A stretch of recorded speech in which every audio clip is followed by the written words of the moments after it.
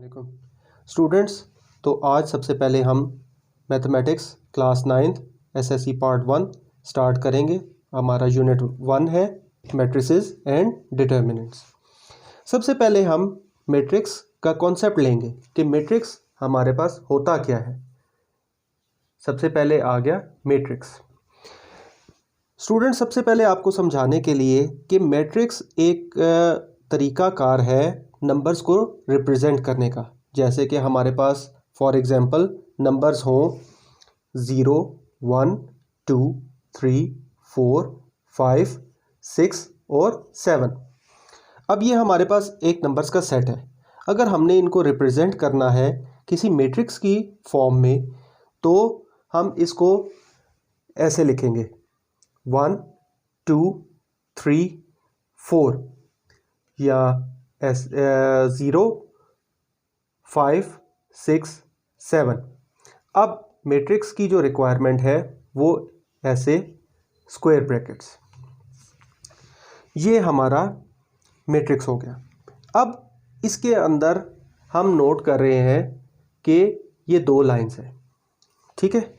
ये हमारी रोज कहलाएंगी। जैसे 1, 2, 3, 4 ये हमारी रो है R1, हम इसको रो 1 का नाम दे देते हैं। ये हमारी फर्स्ट रो है। जैसे हमारे नंबर्स हैं 0, 5, 6 और 7, ये हमारी रो 2 हो जाएगी, ठीक है। तो मैट्रिक्स को समझने के लिए ये हमारे लिए कॉन्सेप्ट्स बहुत ज़रूरी हैं। पहला कॉन्सेप्ट हो गया मैट्रिक्स, फिर हमारे पास मैट्रिक्स के अंदर रो और दूसरी चीज़ हमारे पास आएगी कॉलम्स। अब ये जो हमारे पास नंबर्स हैं ऐसे 1 और 0, ये हमारे पास फर्स्ट कॉलम आ जाएगी, कॉलम 1। ऐसे हम इसको सी के साथ 1 लिख देते हैं। ये हमारी फर्स्ट कॉलम है। ये नंबर्स 2 और 5 ये हमारे पास कॉलम 2 आ जाएगी। फिर नंबर 3 और 6 ये हमारे पास कॉलम 3 आ जाएगी। 4 और 7 ये हमारे पास कॉलम 4 आ जाएगी। अच्छा स्टूडेंट्स, इसकी कोई क्वांटिटी जो है वो फिक्स नहीं होती। आपकी जो सेट में नंबर ऑफ रोज़ और नंबर ऑफ कॉलम्स जो है वो कुछ भी हो सकते हैं। आपका गिवन जो सेट है ये इसके अंदर नंबर ऑफ रोज़ और नंबर ऑफ कॉलम्स जो है वो कुछ भी हो सकते हैं। अच्छा, अब इसके बाद आएगा ऑर्डर ऑफ अ मैट्रिक्स। अब ऑर्डर आपका ये आपको बताता है कि नंबर ऑफ रोज़ और नंबर ऑफ कॉलम्स कितने हैं। अब अगर हम इसको रिमूव कर दें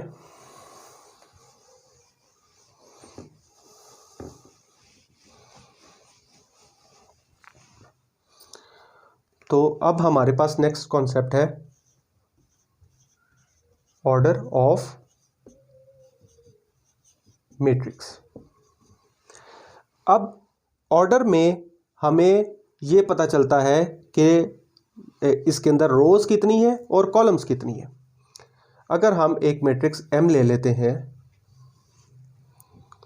1, 2, 3, 1, 0, 2। अब जैसा कि हम अब पहले पढ़ चुके हैं कि ये हमारी रोज़ हैं और ऐसे हमारी कॉलम्स हैं। ये रोज़ और ये कॉलम्स, ये सिर्फ आपको बताने के लिए R और C से मैं रिप्रेजेंट कर रहा हूँ, रोज़ और कॉलम्स। अब इस सेट में हमारे पास 1, 2 रोज़ हैं, तो मैं इधर 2 लिख देता हूँ। और ऑर्डर में सेंटर में बाय और नंबर ऑफ कॉलम्स अगर हम काउंट करें 1, 2 एंड 3 तो 2/3, यानी कि हमारे इस मैट्रिक्स का जो ऑर्डर है वो 2/3 होगा। यानी कि इस मैट्रिक्स में हमारे पास 2 रोज़ हैं और 3 कॉलम्स हैं। इसके बाद कॉन्सेप्ट आ जाता है इक्वल मैट्रिसेस का।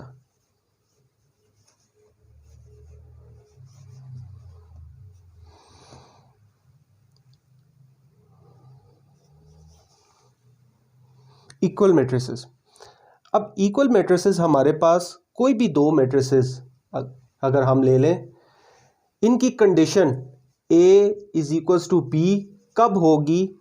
ये A of is equals to B सिर्फ तब ही होगी जब order of A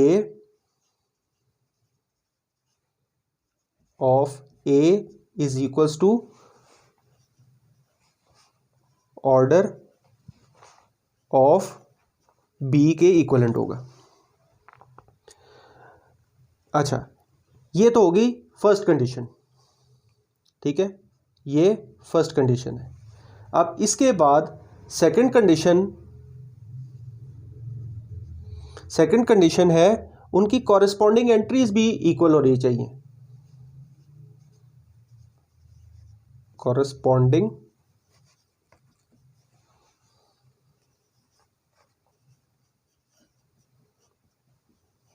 corresponding entries.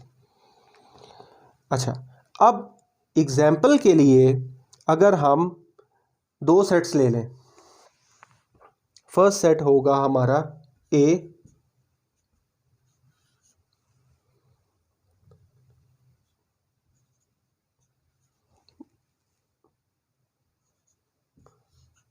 अच्छा, इसकी एंट्रीज है हमारे पास 1, 3, -4 और 2।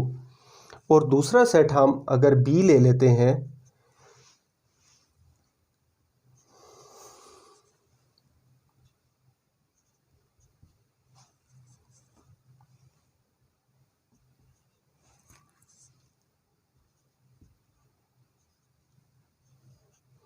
अच्छा, ये दूसरा सेट है हमारे पास B।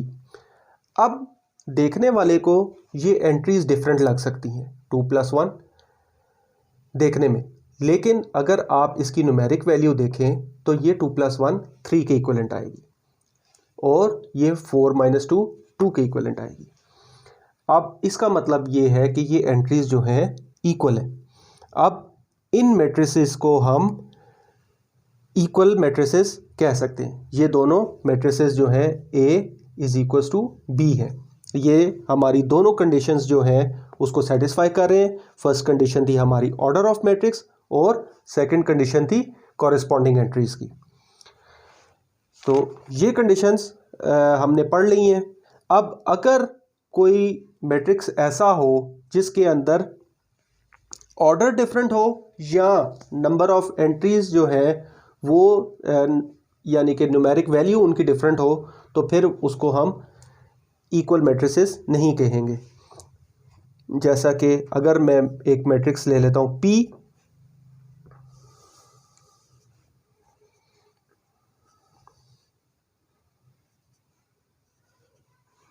और दूसरा मैट्रिक्स मैं ले लेता हूँ Q,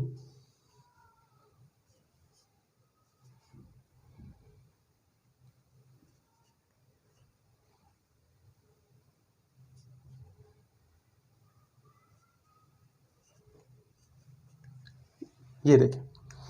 अब ये हमारे पास दो मैट्रिसेस हैं P और Q।